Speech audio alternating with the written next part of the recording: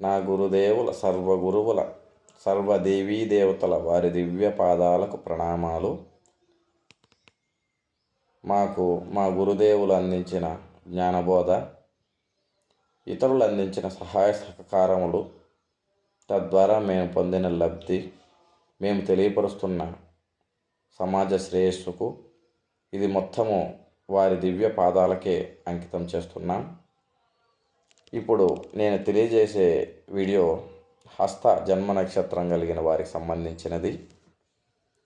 ఈ నక్షత్రం 1-2 పాదాలు దోషమేమి ఉండదు. 3-4 పాదాలు కనుక దోషం ఉంటుంది. జన్మ నక్షత్ర దోష పరిహారం చేయించుకోవాలి. వీరు చిత్త నక్షత్రం రోజున మంగళవారము నవమి తిథులలో 9, 18, 27 అటువంటి తారీఖుల్లో, లేదు వీటిల్లో 4 ఒక 3 కలిసి వచ్చిన సందర్భాలలో పరమేశ్వరునికి విభూతితో అభిషేకం చేయిస్తే వీరి జాతకంలో ఉన్నటువంటి ప్రతి ఒక్క యోగము కూడా వీరికి కలిసి వస్తుంది. వీరి జాతక యోగాలన్నీ వీరికి కలిసి రావాలంటే వీరు చేయాల్సింది విభూతి అభిషేకం. ఎప్పుడు చేయాలంటే చిత్తా నక్షత్రం, నవమి తిథి, మంగళవారం ఈ 3 కలిసి వచ్చిన రోజున, లేదు 9, 18, 27 తారీఖులు ఏదైనా నక్షత్రం రాకపోయినా తిథి వచ్చినా, తిథి రాకపోయినా నక్షత్రం వచ్చినా ఆ వారంతో కలిపి ఆ 3 కలిపిన రోజున, ఆ విధంగా ఏదైనా ఒక 3 కలిసి వచ్చే రోజున చూసుకొని చేయించుకుంటే వారి జాతకంలో ఉన్నటువంటి యోగాలన్నీ కలిసి వస్తాయి. వీరు దానం ఇవ్వవలసి వస్తే ఎవరికి ఇవ్వాలి, ఏమి ఇవ్వాలి? బ్రాహ్మణునికి దానం ఇవ్వాలి. ఏమి ఇవ్వాలంటే ముత్యము, వెండి అటువంటి దానం ఇచ్చి దక్షిణ తాంబూలాలు సమర్పించి వారి యొక్క ఆశీర్వాదాన్ని స్వీకరించాలి. ఎప్పుడు కూడా నీటిని వృధా చేయకూడదు. నీరు ఎంతగా వృధా చేస్తారో అంతగా ధన నష్టమయ్యే జన్మ నక్షత్రం మీదని గుర్తుపెట్టుకోవాలి. అదేవిధంగా ప్రశాంతతను కూడా మీరు కోల్పోతారు, దాన్ని కూడా గుర్తుపెట్టుకోండి. స్త్రీలైతే కనుక ఈ జన్మ నక్షత్రం మీద జన్మించి ఉంటే వీరికి ఋతు సంబంధ వ్యాధులు ఉండే అవకాశం ఉంటుంది. తగిన వైద్యుని సంప్రదించడము, తగిన జాగ్రత్తలు తీసుకోవడం ఉండడం ఎంతో ఉత్తమం. పౌర్ణమి రోజున నూతన వస్త్రాలు ధరించడం, వీలైనప్పుడు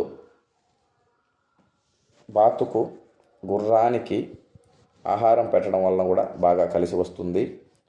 కృష్ణాష్టమి లేదా అష్టమి తిథులలో కృష్ణారాధన చేయడం వలన బలం చేకూరుతుంది. వాహనం అయితే ఉంటే గనక వాహనం మీద పార్వతీదేవి యొక్క చిత్రపటాన్ని పెట్టుకుంటే క్షేమం ఉంటుంది. చిత్త నక్షత్రం లేదా రోహిణి నక్షత్రం అటువంటి రోజుల్లో బ్రాహ్మణునికి వస్త్రములతో పాటుగా దక్షిణ తాంబూలాదులతో మోదుగ మొక్కను దానం ఇవ్వడం వలన చాలా శుభం చేకూరుతుంది.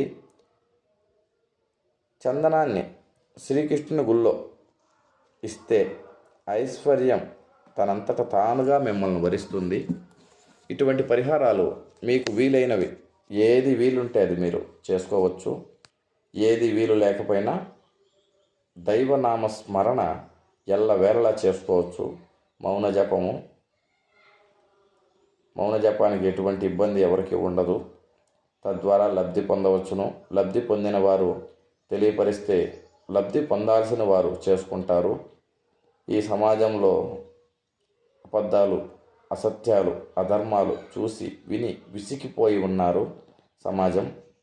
అటువంటి పరిస్థితుల్లో సత్యము తెలిపిన, ధర్మము చూపిన నమ్మలేని పరిస్థితి, అటువంటి దుస్థితి ఉంది. కాబట్టి ఎవరైనా యథార్థంగా నిరూపిస్తే తప్ప నేటి సమాజం నమ్మలేకన్నా ఉండారు.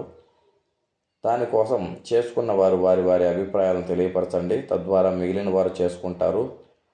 అందరూ బాగుంటారు. సర్వే జన సుఖినో భవంతు. హరి ఓం. శివోహం.